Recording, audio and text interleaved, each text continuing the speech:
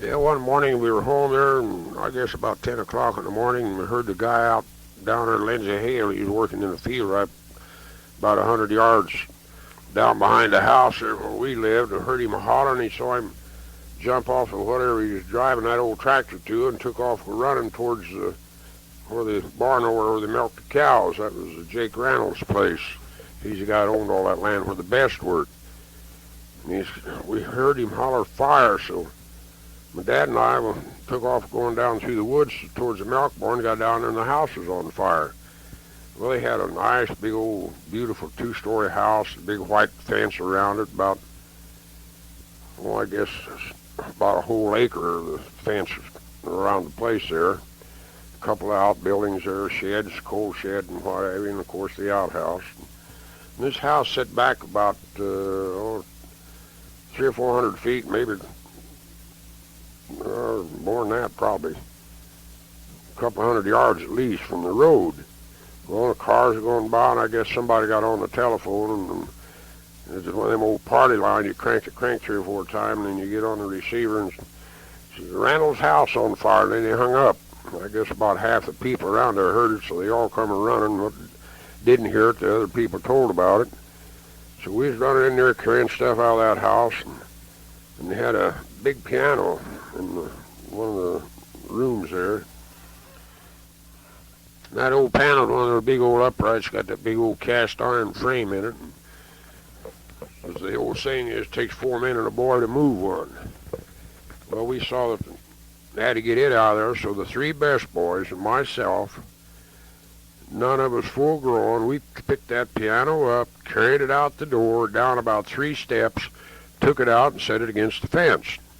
Then we run back in the house carrying stuff and went upstairs and grabbed some stuff up there and coming down. And the old house in those days had a lot of plaster work in them, and the laths up in the attic was on fire, and a couple of spots broke through, and the fire was dripping on the stairway, so they wouldn't let us go back up there anymore. Just had to let everything that was left up there burn. So they got there, and everybody standing around outside. They thought they had about everything out they could get out of it without getting hurt. So that piano was sitting there, and that old house putting out a lot of heat. Somebody said, we ought to get that piano over there and put it on the other side of the fence a few feet. It's too hot there. So 4 big old husky men got a hold of it, and hey, we need some help carrying this thing. My dad laughed at me. What do you mean help? He said 4 boys carried that out of there, and they never let it down all the way out, down the steps and set it right where it is. They couldn't pick it up and carry it like we did. We just deliberately picked that thing up and walked it out. So they got 5 men a hold of that thing to get it through the gate there at the fence and move it over about 30 feet away. Everybody laughed at me. Yeah, we saw those 4 boys carry that thing out of the house, and you big husky men can't even move it without hollering for help. Here a few years before that, the barn had burnt. While we lived over on the Cheese Right place, one Sunday morning we were going over to my granddad's, and didn't notice that big white barn there. So we drove down there to see what happened and see some smoke. That old barn had caught on fire about midnight and burnt clear to the ground, burned up a couple of cows, I think, and a horse, and 2 or 3 pigs, hogs that were in there. So that was a little excitement around there when we had that fire. Well, his family, Jake's family, Jake Randall that is, moved into town. And the house, we lived around there for several years after that, and the house never was built back. The barn was still there, but they never did build the house back. I guess he didn't have enough money for it.